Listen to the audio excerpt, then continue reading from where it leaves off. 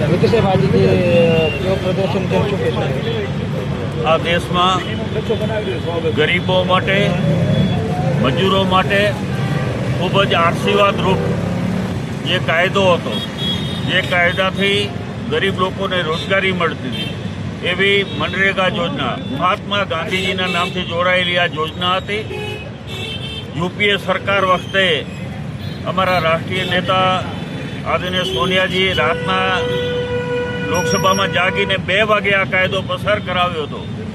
જેમાં જે કાયદો પસાર કરાયો એનો મૂળ વિચાર કે કોઈ પણ ગરીબ વ્યક્તિ રોજગારી વગર ન રહી જાય, ઘર બેઠે રોજગારી મળે અને લોકોને કામ મળી રહે ઘર બેઠે, એના માટેનો આ કાયદો બનાવેલો હતો.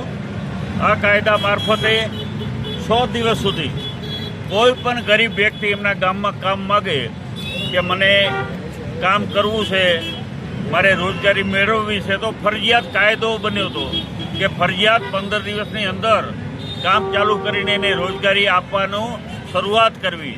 અને આ કાયદો ખૂબ આશીર્વાદરૂપ હતો. ગામો ગામ એમના પોતાના જ ગામમાં લોકો ઘરનું કામ કરી અને એમાં ખાસ કરીને મહિલાઓ, બેન દીકરીઓ માટે ખૂબ આશીર્વાદરૂપ હતો. ભાઈ ક્યાંક બીજી જગ્યાએ કમાવા જાય તો બેન ઘરનું કામ કરીને પણ આના મારફત એમને રોજગારી મળતી હતી.